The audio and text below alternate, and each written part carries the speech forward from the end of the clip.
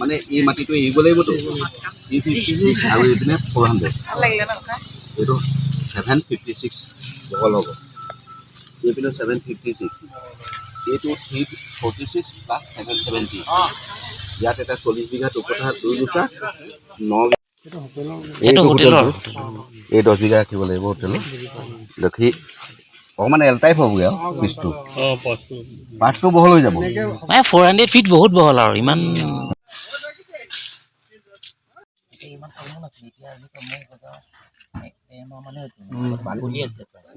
পানী হৈ যাব টকা উঠিয়ে আহেনো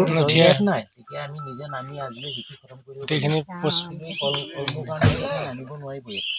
কলমৰ ভিতৰত বিৰাট গৰম মানুহে মানে সহ্য কৰিব নোৱাৰিব বেয়া গৰম বেমাৰ হৈ যাব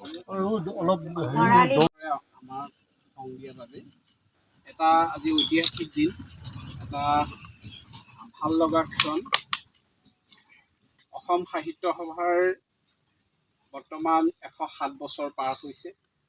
70 বৰ্ষ অনুষ্ঠানটি এই শিৱসাগৰৰ জেৰেঙা ৰূপহী পথাৰতে অনুষ্ঠিত হৈছিল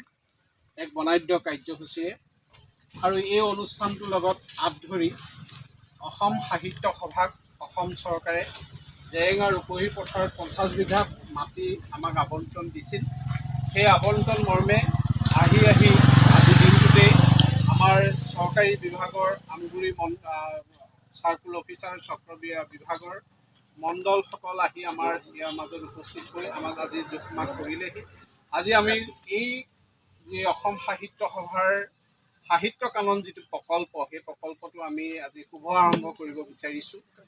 আৰু আজি আমাৰ মাজত উপস্থিত আছে অসম সাহিত্য সভাৰ প্ৰাক্তন কাৰ্যনিৰ্বাহক সদস্য বৰ্তমান শিৱসাগৰ জিলা সাহিত্য সভাৰ সন্মানীয় সভাপতি এগৰাকী গৱেষক সকলোৱে পৰিচিত শ্ৰদ্ধাৰ ডক্টৰ নিৰুপমা মহন্ত বাইদেউ আমাৰ মাজত উপস্থিত আছে শিৱসাগৰ জিলা সাহিত্য সভাৰ সন্মানীয় উপসভাপতি এগৰাকী কৃতি শিক্ষক বিনোৱা তাই ডাঙৰীয়া আমাৰ মাজত উপস্থিত আছে শিৱসাগৰ জিলা সাহিত্য সভাৰ প্ৰাক্তন সভাপতি তথা এগৰাকী কবি সাহিত্যিক কাব্যপ্ৰাণ নামেৰে যি পৰিচিত সমগ্ৰ অসমৰ প্ৰেম গগৈ ছাৰ আমাৰ মাজত উপস্থিত আছে আমগুৰি মহাবিদ্যালয়ৰ সদ্য অৱসৰী উপাধ্যক্ষ বিমান হেমচোৱা বৰুৱা দেৱ প্ৰমুখ্যে আমাৰ শিৱসাগৰ জিলা সাহিত্য সভাৰ বিভিন্ন বিষয়ববীয়াসকল তাৰ উপৰিও আমাৰ আজি এই আমগুৰি বিভাগৰ পৰা আমাৰ মাজত থাকি যিখিনি সহায় সহযোগ কৰিছে এই বিভাগৰ যিহেতু আমাৰ পবিত্ৰ ডাঙৰীয়া আমাৰ সঞ্জীৱী ডাঙৰীয়া প্ৰমুখ্যে আমাৰ মাজত থকা বিশিষ্ট সাংবাদিকসকল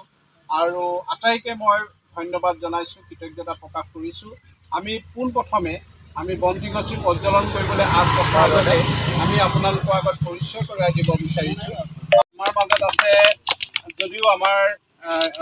সাহিত্য সভাৰ লগত এই গোটেই অনুষ্ঠানটো ৰত্নেশ্বৰ দাস ডাঙৰীয়া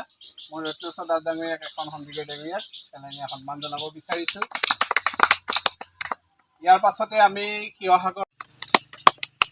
ইয়াৰ পাছতে আমি সন্মান জনাব বিচাৰিছোঁ এগৰাকী কবি সাহিত্যিক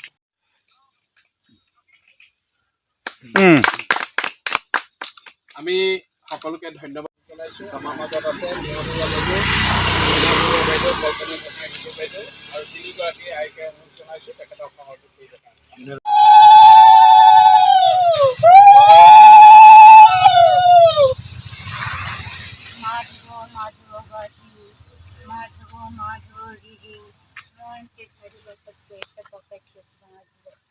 भगवान का नाम लगे